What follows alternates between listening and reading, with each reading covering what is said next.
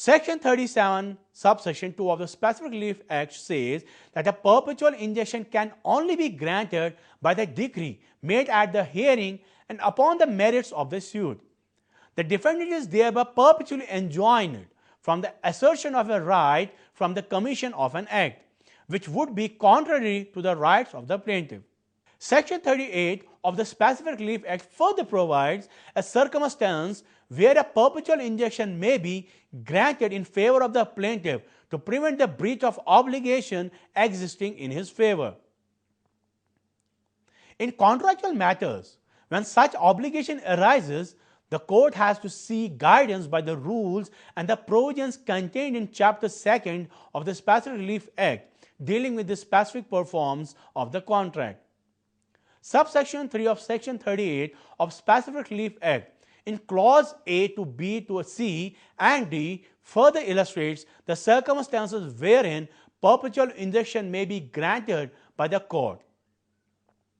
That means, in view of the Section 38 subsection 3, when the defendant invades or threatens to invade the plaintiff's right or enjoyment of a property, the court may grant a perpetual injunction.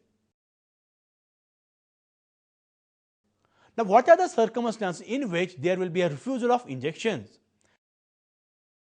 Section 41 of the Specific Relief Act of 1963 provides various contingencies in subsection A to J, in which the injunctions cannot be granted.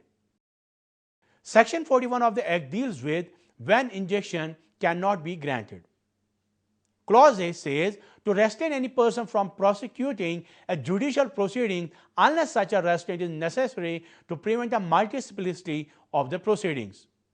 Then Clause B also says to restrain any person from instituting or prosecuting any proceeding in a court not subordinate to that from which the injunction is sought.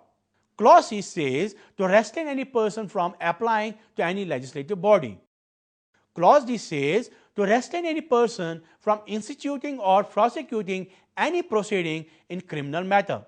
Another clause is Clause E, to prevent a breach of a contract, the performance of which would not be specifically enforced.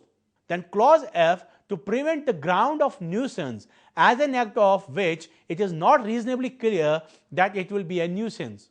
Clause G says to prevent a continuing breach in which a plaintiff has acquitted. And then Clause H, when equally efficacious relief can certainly be obtained by any other mutual mode of proceedings except in case of breach of trust.